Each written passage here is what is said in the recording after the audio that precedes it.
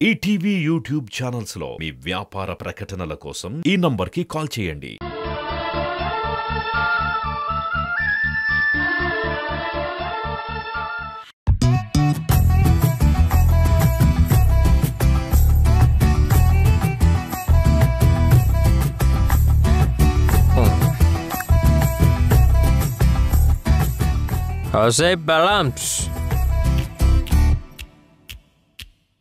ఇదేంటిది ఇంత కాన్ఫిడెంట్గా ఉంది అంటే ఇది ఇంకా మనకి భయపడటం లేదన్నమాట. దీన్ని ఎలాగైనా భయపెట్టాలి, లేదంటే దాని డామినేషన్ పెరిగిపోయి మన వాల్యూ లేకుండా పోతుంది. ఏంటి అలా చూస్తున్నావు? నాకు ఆమ్లెట్ కావాలి. వెళ్ళు వెళ్ళు వెళ్ళి తీసుకురా. నన్నేనా? నిన్ను కాకపోతే ఇంకెవరిని అనుకుంటున్నావే? నిన్నే. వెళ్ళి ఆమ్లెట్ పట్టుకురా. వెళ్ళా. కిచెన్ ఖాళీగా ఉంది, ఆ పక్కనే ఎగ్స్ కూడా ఉన్నాయి. ఈ పక్కన ఫ్రిడ్జ్లో పచ్చిమిర్చి ఉంటాయి, ఆ పక్కన ఆనియన్స్ ఉంటాయి, కబోర్డ్లో ఉప్పు కారం కూడా ఉంటాయి.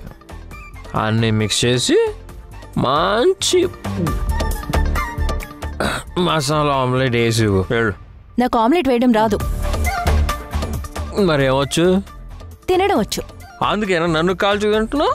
అవును. ఇంకో 2 పెగ్గులు అవని అప్పుడు చెప్తాను నీ సంగతి.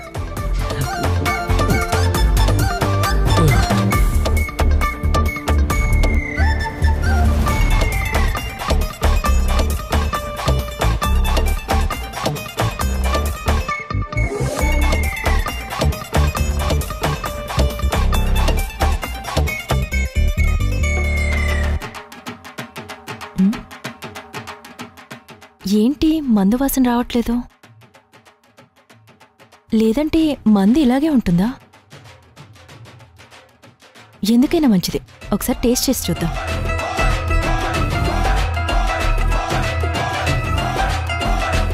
అమ్మో, మళ్ళీ మందెక్కితే కొంచెం తాగితే మత్తేం ఎక్కదులే.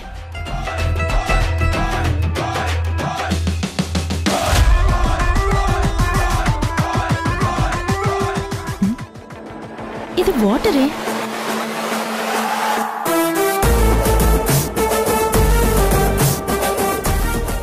ఓహో, వాటర్ తాగుతూ మందు తాగుతున్నట్టు కలరింగ్ ఇస్తున్నాడా?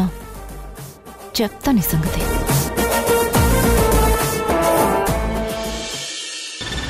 చూడు, నీ పద్ధతి మార్చుకోకపోతే అస్సలు బాగోదు. హనీమూన్ కోసం నువ్విలా నన్ను విసిగించడం కూడా బాగోలేదు. నేను నీ మొగుణ్ణి. అయితే మొగుడిలా నడుచుకో, మృగంలా ప్రవర్తించుకో. హే, నీ దగ్గర నీతులు నేర్చుకోవాల్సిన అవసరం నాకు లేదు. నీకు నీతులు చెప్పేంత తీరిక కూడా నాకు లేదు. నీ బిహేవియర్ మార్చుకోకపోతే పరిణామాలు తీవ్రంగా ఉంటాయి. పేపర్లో పులిబొమ్మని చూసి భయపడే రకం కాదు నేను. అంటే నేను బొమ్మనా? నేనంటే నీకు లెక్కలేదా? నువ్వంటే నాకు భయం లేదు. త్వరలోనే నీకు భయాన్ని నేను పరిచయం చేస్తాను. Good luck.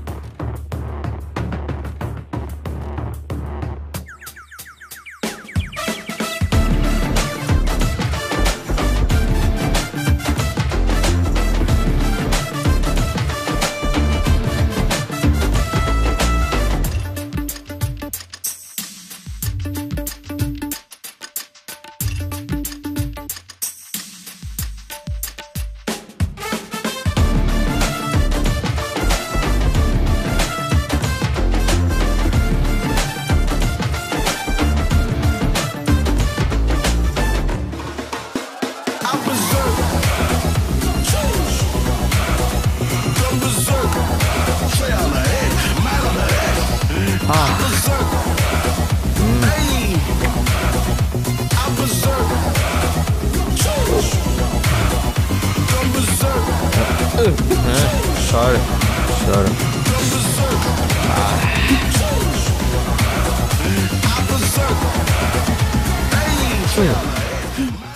బాగా ఓవరాక్షన్ చేస్తున్నాడు.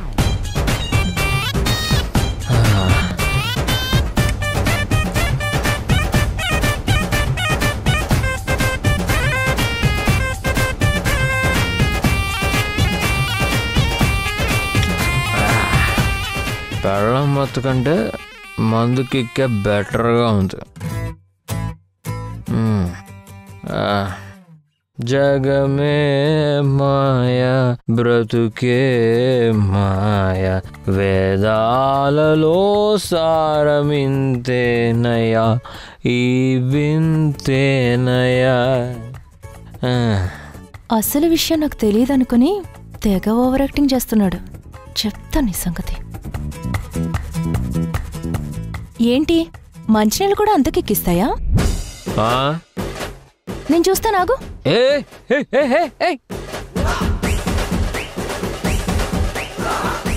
అంత ఓవర్ యాక్షన్ వద్దు. ఇవి మంచినీళ్ళని నాకు తెలుసు. ఓవర్ యాక్షన్ చేయకుండా మోసుకొని వచ్చి పడుకో. అయ్యో బాబోయ్, దీనికి ఎలా తెలిసిపోయింది? మొండిగటం.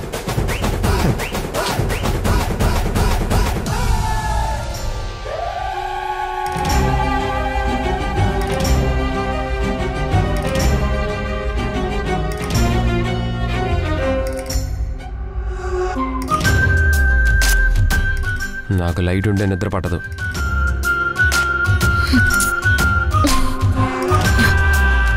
నాకు బుక్ చదవకపోతే నిద్ర పట్టదు. అయితే హాల్లోకి వెళ్ళి చదువుకో.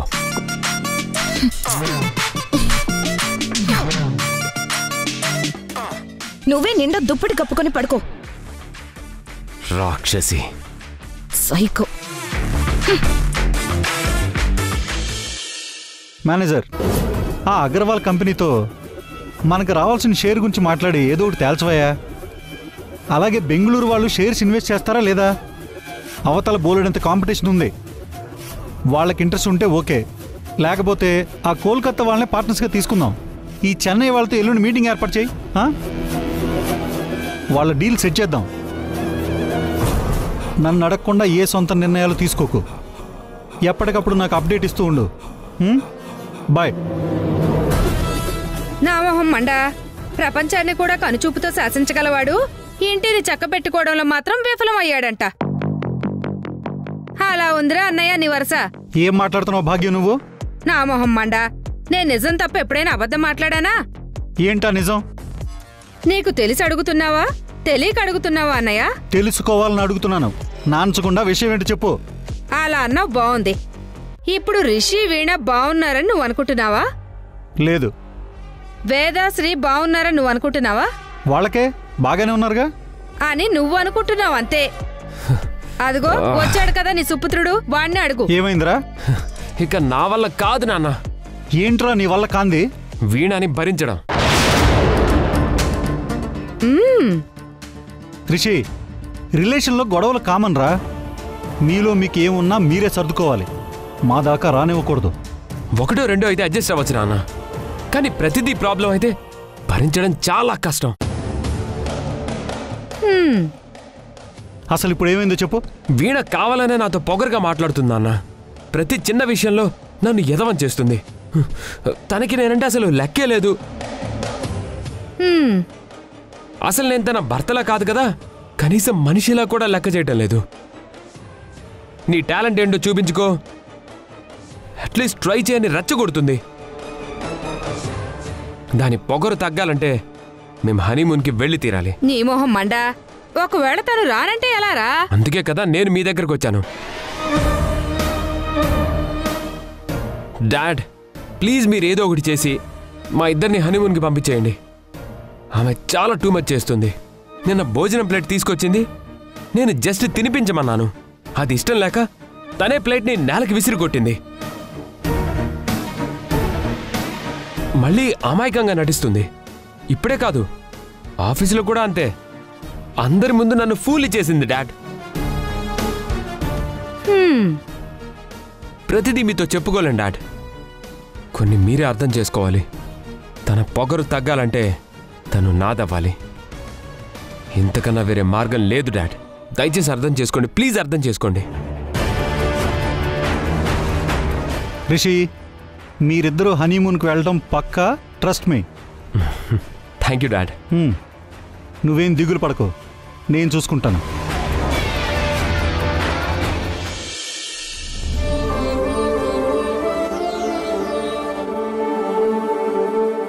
ఏమండి, కాఫీ తీసుకోండి. నువ్వు తాగేవా? ఇందాకే తాగేశానండి. కూర్చో.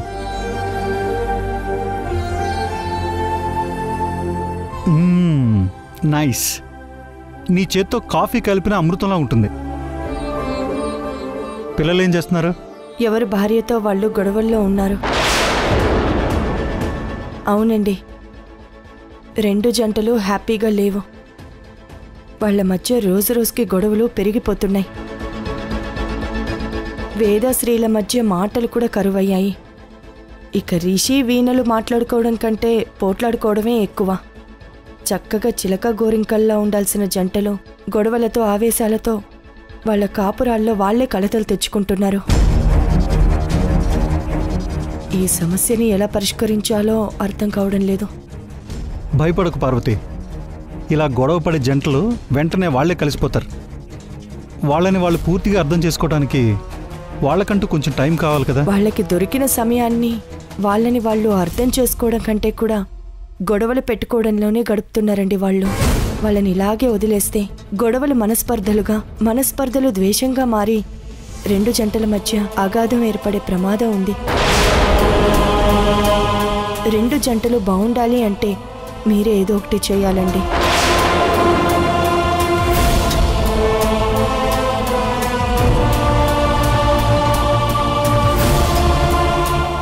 గొడవలు పడే జంటలు మళ్ళీ హ్యాపీగా ఉండాలంటే ఒకే ఒక మార్గం ఉంది పార్వతి. ఈ 2 జంటల్ని హనీమూన్కి పంపిస్తే ఏకాంతం ఈ జంటల్ని దగ్గర చేస్తుంది. వాళ్లలో వాళ్ళు ఒకరినొకరు అర్థం చేసుకునే సమయం దొరుకుతుంది. కాబట్టి ఈ 2 జంటల్ని హనీమూన్ పంపిద్దాం. మంచి ఆలోచనండి. కానీ ఈ ట్రిప్పుకి వెళ్ళడానికి వాళ్ళు ఒప్పుకుంటారా? మనమే ఒప్పించాలి పార్వతి.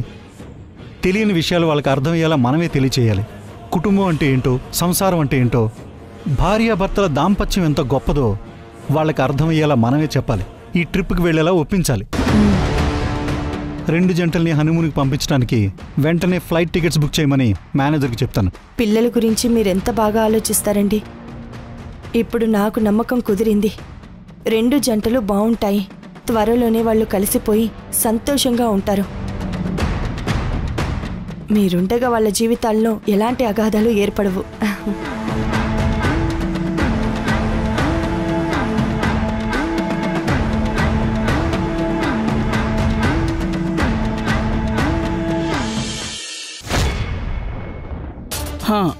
అవును సార్, హనీమూన్కి 2 జంటలకి మీరు చెప్పినట్టే టికెట్స్ బుక్ చేశాను సార్. హోటలు, కార్ డ్రైవర్ని కూడా మాట్లాడాను సార్. 5 star హోటలే sir. వాళ్ళు ఉండడానికి అన్ని సౌకర్యాలు ఉన్నాయి సార్. ఓకే, రిటర్న్ టికెట్స్ కూడా బుక్ చేయమంటారా సార్? నేను చెప్తాను. ఓకే సార్, రిటర్న్ టికెట్ ఎప్పుడు బుక్ చేయాలో మీరు చెప్తారా సార్? అలాగే సార్. Okay sir. ఓకే, ఉంటాను సార్. వీన్ రాలేదా? హనీమూన్ వెళ్ళే ప్లాన్లో బిజీగా ఉన్నారేమోనండి, ఇంకా రాలేదు. అదిగో మాటల్లోనే మేడం గారు వచ్చేశారు.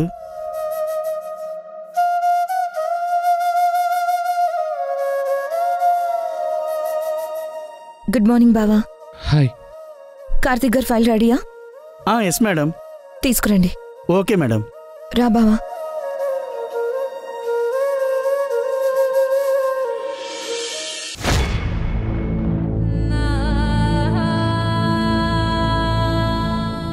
మేడం, మీరు అడిగిన ఫైల్ మేడం. ఓకే, మీరు వెళ్ళండి.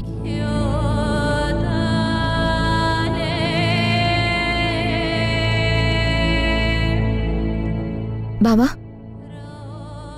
నిన్నెందుకు అంత ముభావంగా మాట్లాడావు? ఇంకెలా మాట్లాడాలో తెలియక. ఆయన నా సంగతికేం గాని నువ్వు హ్యాపీనే కదా? ఎందుకు హ్యాపీ? నాకు అన్ని విషయాలు తెలుసు. ఏం తెలుసు బావా నీకు?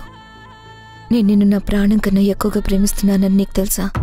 నా మనసులో, నా జీవితంలో నీకు తప్ప ఇంకెవ్వరికీ చోట్లేదన్న విషయం నీకు తెలుసా? తెలిసినా తెలియనట్టు నటిస్తున్నావా? అన్నీ తెలుసు అనుకుంటున్నావు, కానీ నీకేం తెలీదు. నాకు తెలుసు. హనీమూన్కి వెళ్తున్నారట కదా? ఎవరు చెప్పారు బావా నీకు ఈ విషయం? ఎవరు చెప్తే ఏంటి, నిజం అదే కదా. కాదు, మీ మామయ్య మీకు టికెట్స్ కూడా బుక్ చేస్తారట కదా, మళ్ళీ కాదని అబద్ధం చెప్పడం ఎందుకు? అయినా నీ లైఫ్ నీది, హ్యాపీగా జాలీగా ఎంజాయ్ చేశారండి. All the best. బావా ఒక్క నిమిషం. బావా నీతో కొంచెం మాట్లాడాలి. ఏంటి? ఏం లేదు. ఏదో మాట్లాడాలి అన్నా? అవును. ఏంటది? దేని గురించి? ఈసారి మెటీరియల్ చాలా ఎక్కువ కావాలని, రేపు సాయంత్రం వస్తే ఎంత కావాలో చెప్తాను. ఇది చెప్పడానికే పిలిచావా? అలాగే వస్తాను. హనీమూన్కి వెళ్తున్నారు కదా, హ్యాపీ జర్నీ.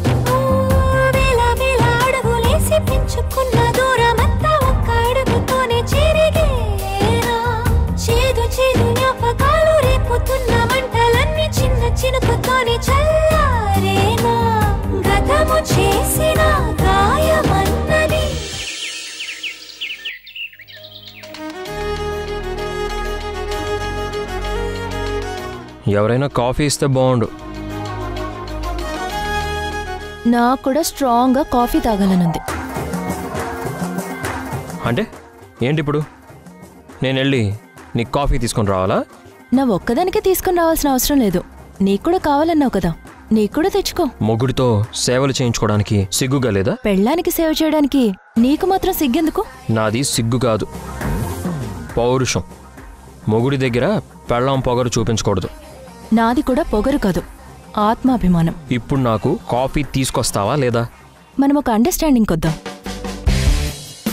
ఇప్పుడు కాఫీ నువ్వు తీసుకొస్తే సాయంత్రం నేను తీసుకొస్తాను. ఒకరికొకరం షిఫ్ట్ల వారీగా సేవ చేసుకుందాం. వీణా, ఇవి సరిపోతా ఇంకా పెట్టనా? ఎందుకు? హనీమూన్కి వెళ్ళడానికి. నీకొకసారి చెప్తే అర్థం కాదా?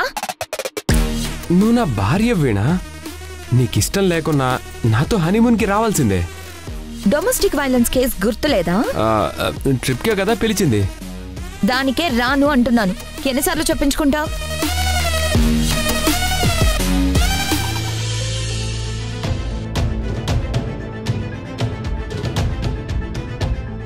పార్వతి, పార్వతి,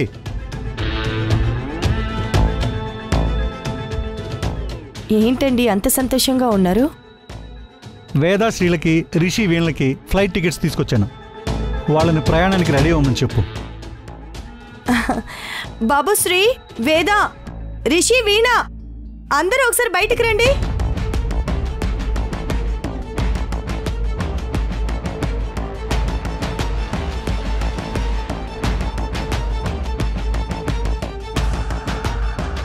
ఏంటత్తయ్య పిలిచారు? మీ మావయ్య మీ హనీమూన్కి ఏర్పాట్లు చేశారు. ఇవాళే మీ ప్రయాణం. లగేజ్ సర్దుకొని రెడీ అవ్వండి.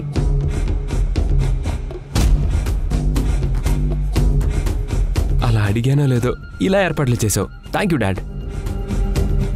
వేదకి బుద్ధి చెప్పాలంటే హనీమూన్ వెళ్ళడమే బెటర్. శ్రీ ఏమీ మాట్లాడినప్పుడు మనం మాత్రం ఎందుకు హనీమూన్కి ఒప్పుకోవాలి? మనం అస్సలు తగ్గకూడదు. ఇదేంటి, అందరూ కలిసి నిజంగానే రిషితో నన్ను హనీమూన్కి పంపించేలా ఉన్నారు. ఇప్పుడు వెళ్లకుండా ఎలా తప్పించుకోవాలి? నా మొహం మండ. హనీమూన్ అనగానే ఎవ్వరి మొహాల్లోనూ సంతోషం లేదు. ఎందుకో ఇది వర్కౌట్ అవదనిపిస్తోంది. ఏంటి, ఎవరు ఏం మాట్లాడట్లేదు?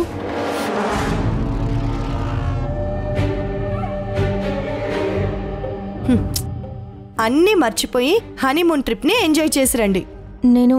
నేను వెళ్ళను.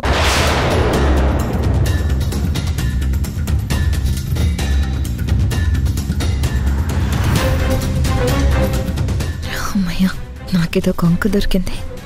ఎందుకు వేద, ఎందుకు హనీమూన్ వెళ్ళను అంటున్నావు? అవన్నీ మీకు చెప్పలేను అత్తయ్య. నా రీజన్స్ నాకున్నాయి. వాళ్ళు రాకపోతే నేను కూడా వెళ్ళను.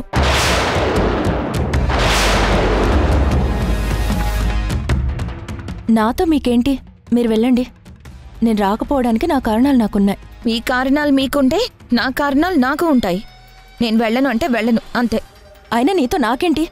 నాకు వెళ్ళడం ఇష్టం లేదు, నేను వెళ్ళను. వేదా, నాకు వెళ్ళడం ఇష్టం లేదు, నేను కూడా వెళ్ళను.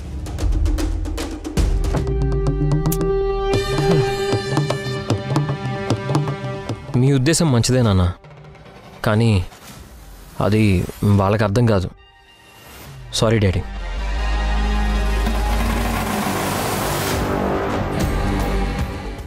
వీణ వద్దంటుంది అనుకున్నాను, కానీ వదిన వల్ల ట్రిప్ క్యాన్సిల్ అవుతుందని ఊహించలేదు డాడ్.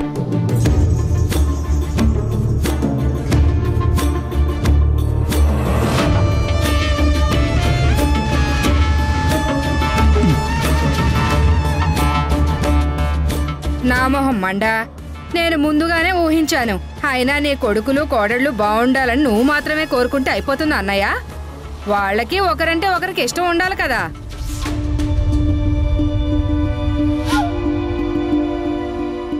నువ్వు కళ్ళు ఎంత పెద్దవి చేసి చూసినా వాళ్ళ అన్యోన్యత కళ్ళ ముందు కనిపిస్తుంది కదా.